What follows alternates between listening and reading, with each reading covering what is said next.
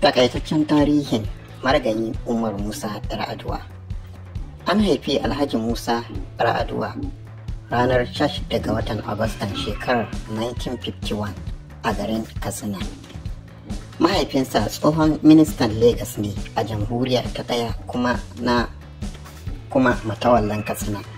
Sarautar da marigayi Alhaji Musa Yar'adua ya gada. Ya shiga makarantar firamare ta Rufakka a shekarar 1958 kuma daga bisani aka mayar da shi makarantar firamare ta Kwana da ke Dutsen Ma. A shekarar 1965 zuwa 1969 ya yi kwalejin gwamnati ta Keffi. Daga nan kuma ya tafi kwalejin Barewa inda ya kammala a shekarar 1971. Ya shiga jami'ar Ahmadu Bello da ke Zaria a shekarar 1972 zuwa 1975 inda ya yi karatun digirinsa na fannin ilimi koyarwa da kimiyyar sinadarai. A shekarar 1978 ne ya koma jami'ar Ahmadu Bello domin yin digirinsa na biyu a fannin ilimin kimiyyar sinadaran.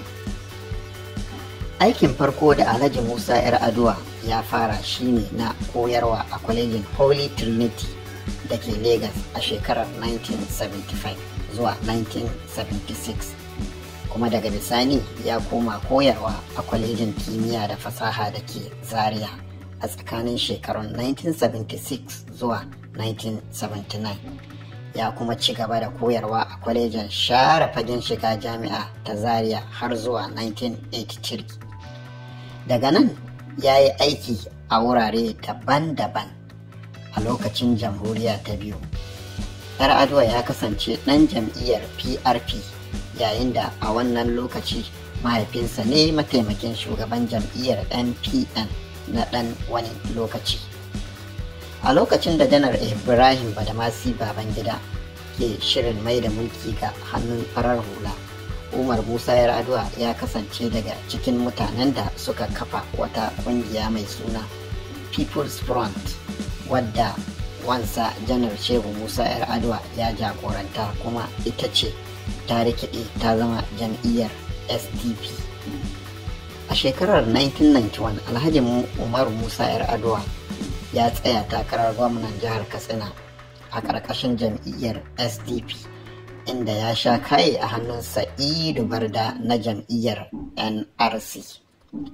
Yar'adua ya sake tsayawa takarar gwamnan jihar Katsina a shekarar 1999 ƙarƙashin tutar jam'iyyar PDP, inda ya yi nasara, an kuma sake zaɓarsa a shekarar ta 2003.